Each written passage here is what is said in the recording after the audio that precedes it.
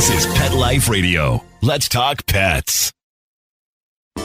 Welcome to the Human-Animal Connection Show, where we believe we can communicate with all animals.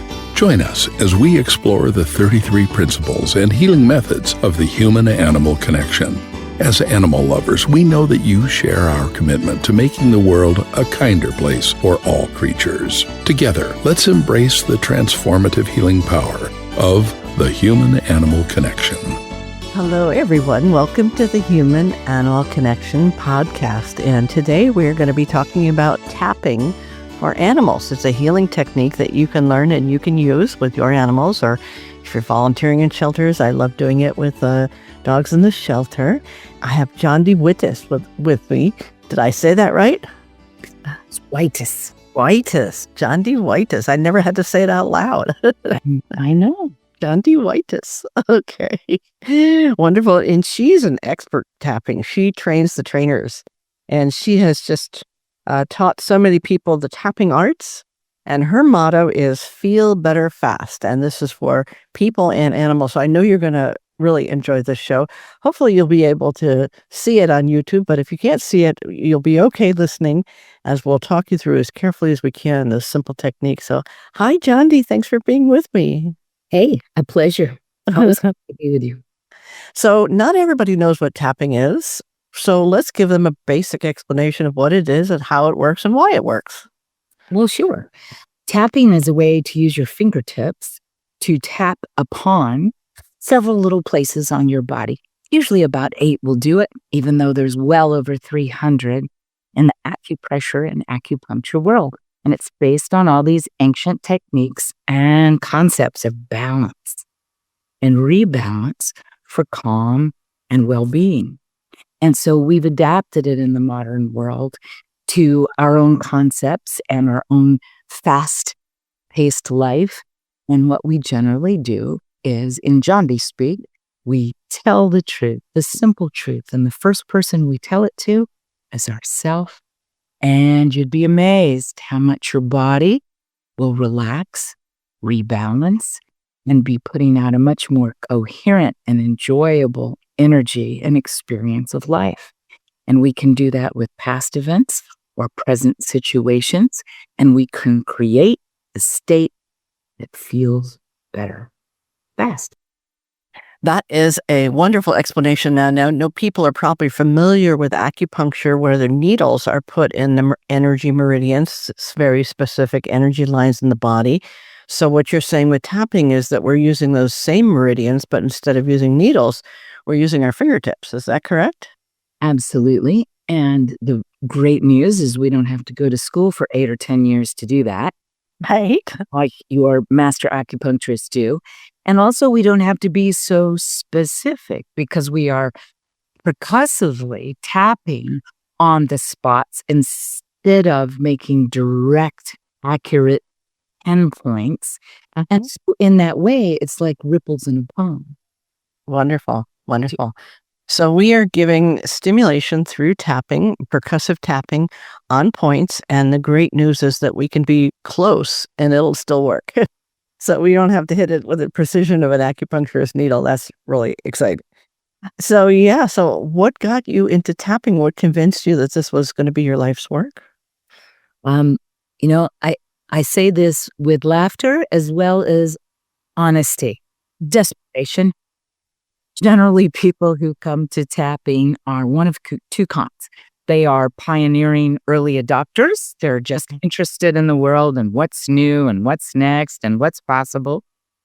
But there's a lot more of them that are desperate because they've tried everything else. So this becomes a source of last hope sometimes.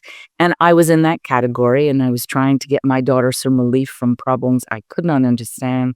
But I knew somehow these were not cognitive problems of the mind, and they were not biological problems either, but they were showing up with that symptomology of something's wrong. You could see it and you could feel it, but I sure couldn't fix it. Yeah. It's how I finally happened upon tapping. And even though we got her some help, I went, and it's for me. This is for me to do and pass on. That's wonderful. Now, animals can't talk to us. They can't say, "Oh, my left leg is hurting," or, tell us what's bothering them. How do we work with animals who can't tell us what they're feeling? Unless you're an animal communicator, which we'll get to. But Well, so I wish I were an animal communicator like you, but I believe we can all learn to better receive the communications that they are giving us. Yes, they're not words, but frankly, words are very crude versions of communication. They're just widely accepted and culturally taught. yeah. But we can all feel, we can all see, we can all hear, we can all observe. Something's not quite right. We can feel it. Something is not right with Daisy. Yes. She is doing something unusual. I'm noticing that she is showing me something. I'm noticing her behavior is changed. I'm noticing she really doesn't seem to like. And so in that way, it is about us attuning, listening, what's going on. But I also, because not only because I'm a Pisces, but also because I work in energy work, I feel Yes. right. And so I think there's many people in the world that all of us can understand. We've seen them back away when they open a door, they come into a room and there's a dog. And it doesn't matter if it's like pint size, it's a Saint Bernard. They're like, see that because they feel something of their experiential past has immediately taken over their physiology. Yeah. So we're not actually that different. But let's move over to the animals and say we see them do the same thing. And your famous away and toward Yes. kind of understanding. Yeah. Yeah, kind of watching the signals and seeing, is an animal moving towards what feels good, what feels safe, or is the animal moving away or resisting what doesn't feel good? And this is their definite wisdom. And as we pay attention to this, especially the subtle cues, like an away signal from a dog could simply be eyes looking away. A slight head turn is an indication that, no, thank you, I really don't enjoy this petting anymore. What you're doing over here is not, you're on autopilot. So yeah, it helps us to tune into them, to really be paying attention to what they want. So let's say you see a dog who's got some nervousness, some stress, some general anxiety. You don't know any more details other than that. And the person said, could you help me with some tapping? So you have permission to help. You're not just going up to strangers on the street and tapping them. We need that sense of permission. Exactly. And so an important place to start is to understand we got let's call it the owner's permission, but we didn't necessarily get the animal's permission. Right. So I think that's a very important place to start, at which point I start to become, let's call it, more heightened in my presence, my consciousness of the energy I'm sending across. Yes. What the animal is starting to pay attention to is the me that is not spoken and maybe hasn't even acted yet. I'm sort of sending that out. If you could kind of see that as air going towards them. I want to send the intention of safe hello, but not rushing, right? Not moving in. I might be altering my gaze. I'd be softening my eyes, or I might be like the animal, averting my eyes. Yes. Very polite in the animal world to do that. And making it easy for them to look at me without feeling that glance as it. And so I also, someone is talking. Yeah. I also like to understand that I have a smell. And that may or may not mean anything to me. Usually our animals are very heightened sniffers. And so, am I loaded with perfume, or do I stink like a dog that smells unsafe?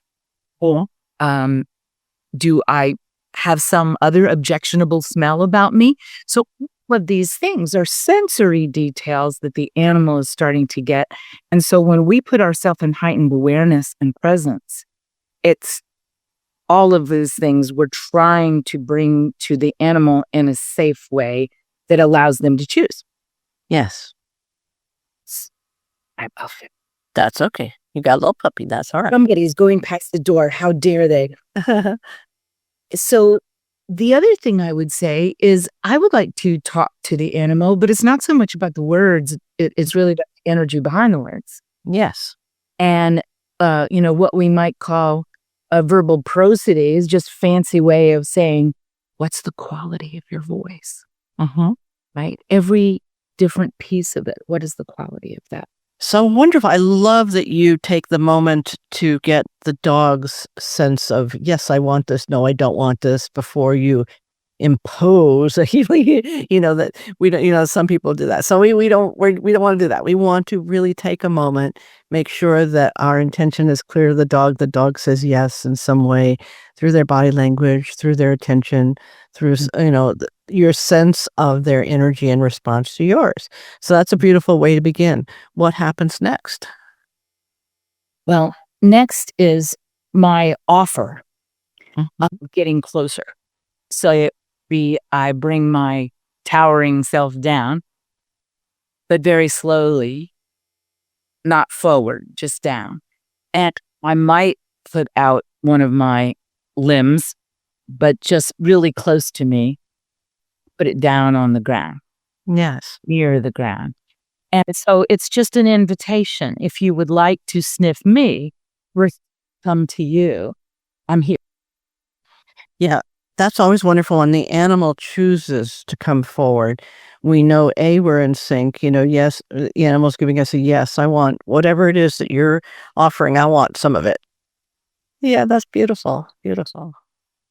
Well, I think that by this time I am looking with soft gaze for their eyes. I am trying to ascertain, do they have soft eyes in return?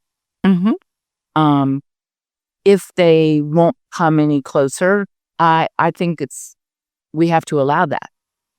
And we maintain our position, or maybe even sit down or move back or whatever, but just let it be telegraphed to them that that's okay. I'm still here and that's okay. Yeah.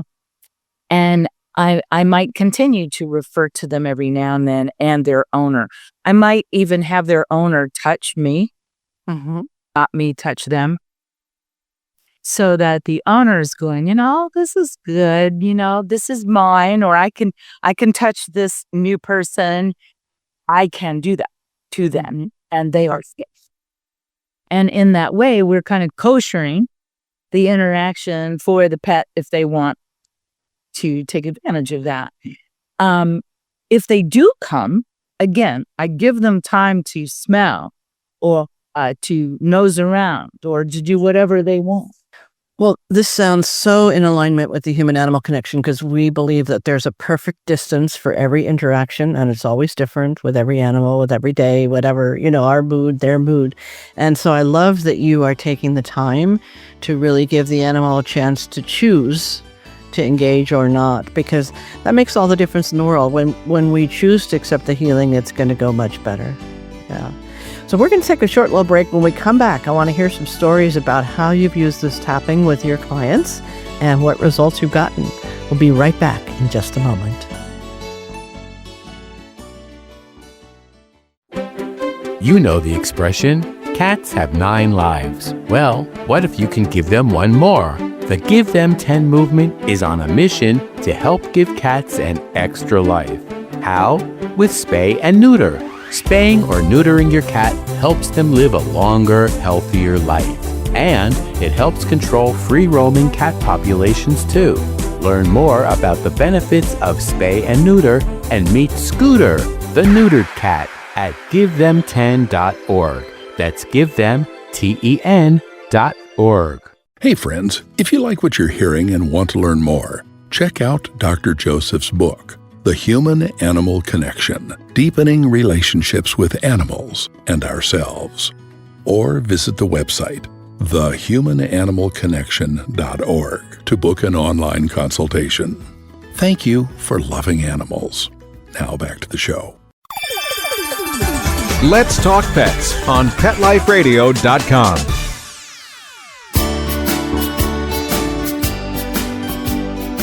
Welcome back to the Human Animal Connection podcast. I'm speaking with Jondi Whitis, and we are speaking about tapping, an energy healing technique that you can use both for people and even animals who've passed. We can still do healing work with them, which maybe if we have time, we'll get into that. But I want to just hear a story or two about your work with animals and the kinds of results you've seen with this energy work. So, I want to put two things out there. One is I actually have tried to get a particular person and dog I'm thinking of to come and see you for a much more comprehensive processing and healing. And because I could not affect that, I used the very techniques I just talked about with everybody and have made this highly reactive little dog into a person that is glad to see me. And I've even made it so that my new dog also is maintaining this kind of chill presence. And now he's glad to see her. And this is sort of the benefit of being able to work with your energy to affect another's positively. When it comes to tapping, the tapping points that we have, we primarily use only 8 to 10 of the 300 tapping points. And we use even less, actually, with the dogs and cats. And I don't think I should have to point out, but maybe I do. Most of us do not like people coming at our face. And dogs and cats even. Right. Everybody. And so the points that we have on our face are typically not what I would do with an animal. Okay. What I will do, however, is I will do some version of their collarbone points, which is on their sternum, and I'll also do from their brain stem down to their coccyx, all along the spinal column. Nice. Are mostly the go-to points. So there's really only two that I'm giving you, two areas, right? Although if you have a lot of uptake with your pet, you could be very soothing like this. So it's not tap, is it? It's more of a massage. Right, like a circular motion. Yeah. Light circles. You could still even move that onto the face if you needed to, but I really find that I do. And today, I actually asked my friend Cora, who is not a live dog, but very much a personality. And I've asked her to come along so that she could sort of demonstrate. Yeah. Again, I'm not going for their face, but I will go for their sternum, right? It's there. Collarbone, like right below the bottom of your neck, the top of your chest. Where the arms connect. Right? Yeah. And so you will have to look for how it is comfortable for you. It may be floor, it may be on the sofa, whatever works for you, but you want to make sure that they feel secure, not secured so much as secure. And then keeping in mind all the stuff that we already talked about your energy and your presence and your understanding of their allowance. And this is where I might tell them in advance and be watching. I'm just going to tap a little bit on your chest right here. Would that be okay? Because I'd like to show you this might feel good.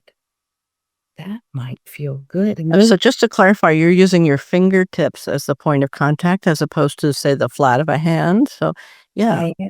And I'm being very gentle. I'm not you're not poking or prodding. It's almost like the pads. If you know between the pads of your fingers versus. Right. But then we're just giving this little percussive tapping with permission, but we're still really observant about what's going on. Right. The soothing voice, right? And then not staring at them. And then maybe I'm just talking free form about there. Right. And you might have another hand point of contact for just some security, not again to restrain, but just to have a secure point. Yeah. Very nice. Very nice. And how long would you typically tap for? Like, would you tap for 10 seconds? Let you know. Yeah. They're going to let you know what they are going to be able to comfortably tolerate. And so I may do this. And if I've got their toleration, well, I might say, how about if we try it on your back? That feels good, right? Your back, let's try that. And so again, you're going to have to rearrange yourself somehow, depends on kind of animal in place you have. But I'm going to say, I'm just going to lightly go down your back. Would that feel good? Feel good. So I'm really trying to read the room here. And you're going to the side of the spine so that they don't feel any pressure on the spine. Yeah. Exactly. It's almost like if you could make your hands or your fingers into a little C shape. But in this case, I'm not being so precise. So I could just do it with my whole paw. But again, like you said, it's not on the Bones, right. just on either side. Right. Okay? And so when I do that again, I'm soothing in the voice. I'm trying to make sure that they feel comfortable, and I'm talking to them, and I'm going, you know what a great dog you are, Cora. I would love to help you feel even better. Now, just to tell the audience, you're going in one direction. So you're going down the spine. You're not going up. Going from the cervical connection all the way down to the coccyx. The end of the spine by the tail, yeah. What I've noticed is many dogs love this last fourth. Some of them will do that automatic paw thing. Them will just sit down. Yeah, they'll just relax. And some will even splay. Yeah. All the way down. But the idea is because we're putting so little pressure on it, that it feels good. And yeah, it's just like awakening their senses, and if we were doing it too hard, it would be like, what's she doing? This is, so there's nothing hard about this. This is a very gentle process. Yes. So those are the two areas. Yeah, those are fabulous. Recommend that you there are many more in an acupuncturist book for dogs, cats, horses, etc. But I'm not one. I'm trying to be a healing agent and a force for safe and calm in the world. That's wonderful. Well, so much if we can just help the dogs kind of get into their calm body energy, they have their own healing methods that will kick in once we get them into a state of relaxation. So this is a very soothing technique. I do it with my dogs just about every day, just a little bit, and sometimes it's just a minute. It doesn't take long. They come and they want it, and they love that one at the base of the neck, so what do you call it? I'm just sternum area. I couldn't think of the word. Yeah. The collarbone area or the sternum, the high chest. Yeah. So it's very soothing. And I do it for myself too when I need a little bit of soothing. And so, yeah, it's a really great point. I hope people will be inspired to just do this with their own dogs, or maybe if you're volunteering at the shelter. I find many shelter dogs, if approached properly, love this, need this, will be so grateful for this beautiful touch. I'm really glad that you mentioned that. And I'm just going to add a couple of caveats. One, tap on yourself just the same way we'll do. This way, right? Before you go. Yeah. And what I want to say is about that being present, my intention to being present and safe and being a calm, positive person in the world to them. That's enough. But I'm holding that intention and no other one. It's not about my ego. It's not about watch this. It's not about I'm going to get this dog too. So we go in clean, this loving energy, and we've tapped ourselves first. Then we go through the other things we talked about today of inviting them into your space and then honoring that. Right. So when it comes to a shelter, if you have the chance, a great image in my mind of delivery is I sit outside of however they are contained, and I bring all that energy I've been talking about, and I tap on myself. I can even send you, Jeannie, a tapping sheet for humans and do that beforehand. And then I sit and I wait I don't stare at them because then you'll be in the back of the container. They may be afraid of everybody, or they may be highly reactive. And I'm showing them non-reactivity by sitting safely for me and them outside of the contained area and just tapping and knowing that I'm just sending that over to them.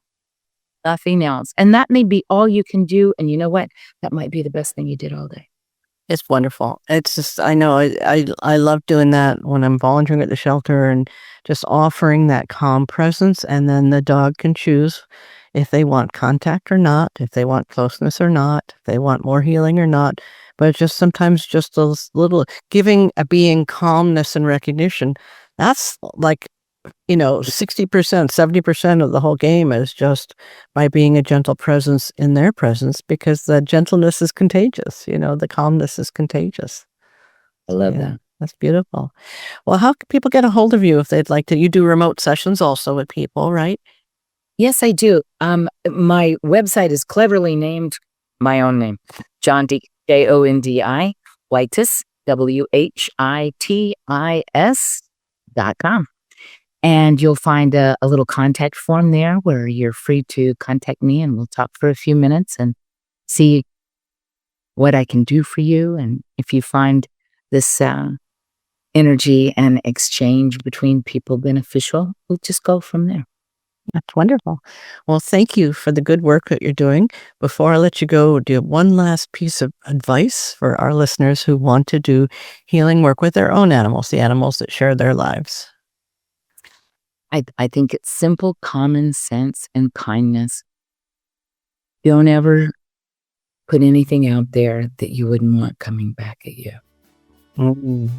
Good one. Nice little golden rule. Do unto others. And that includes the animals. Right. That's beautiful.